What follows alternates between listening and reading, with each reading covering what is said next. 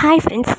Mutton chicken எல்லாத்தையும் ஓரங்கட்டி வச்சுட்டு ஒரு நாளைக்கு இந்த காடை ட்ரை பண்ணி பாருங்களேன். செம்மையாக இருக்கும். சிக்கனில் இருக்கிறத விட காடையில் ப்ரோட்டீன் ரொம்ப அதிகம். மட்டனில் இருக்கிறத விட கம்மியான கொழுப்பு தான். அது மட்டும் இல்லைங்க, இதில் கால்சியம் நிறைய இருக்குது. இதில் இருக்கிற எலும்பெல்லாம் நம்ம முறுக்கு மாதிரி நொறுக்கு நொறுக்குன்னு சாப்பிட்றலாம். காடை சாப்பிட்டீங்க அப்படின்னா கண் பார்வை ஷார்ப்பாக இருக்கும். ஸ்கின் டிசீஸ் எதுவும் வராது.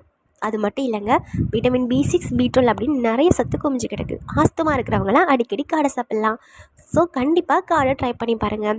நான் இந்த காடையை வச்சு என்ன ட்ரை பண்ணுறேன்னு கண்டுபிடிச்சிட்டிங்களா?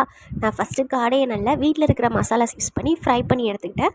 ஃப்ரை பண்ண காடையை கொஞ்சம் ஆனியன், தக்காளி, கேப்சிகம் போட்டு அதோட வத்தப்பொடி, மஞ்சப்பொடி, மல்லிப்பொடி போட்டு கொஞ்சமாக தண்ணி விட்டு பொரிச்ச காடையெல்லாம் உள்ளே பிச்சு போட்டு ஃபைனலாக மிளகு, சீரகம், சோம்பு பொடி போட்டு கொத்தமல்லி, புதினா இலை தூவி ஒரு காடை பெப்பர் ஃப்ரை சூப்பராக ரெடி பண்ணிட்டேன். செம்மையாக இருந்துச்சு.